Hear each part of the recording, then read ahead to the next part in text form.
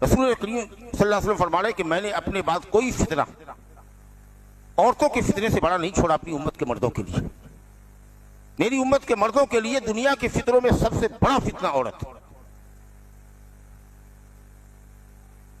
लेकिन ये औरत हमारे लिए जरूरी भी है।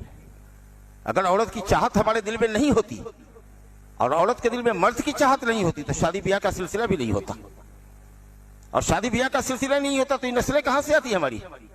दुनिया तो खत्म हो चुकी होती। तो मालूम यह हुआ कि औरत जहां फितना सामानी में एक नंबर पर है, वही औरत इंसानी आबादी के लिए जरूरी भी है। तो आदमी अपनी जिनसी ख्वाहिश को पूरा करे लेकिन हलाल तरीके से करे।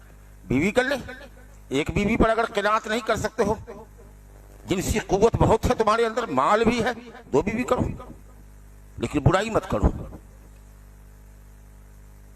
शादी करो, माशूका मत रखो, शादी करो।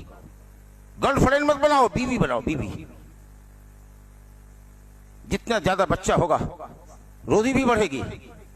इन्नमा तुरज़क़ून बिदुआफ़ाइकुम, बीवी बच्चों की बरकत से अल्लाह रोजी भी अता करेगा, और तुम्हारी कसरत तादाद पर मोहम्मद सल्लल्लाहु अलैहि वसल्लम क़यामत के दिन फख्र भी करेगी। और अगर नेक बीवी करते हो, दीनदार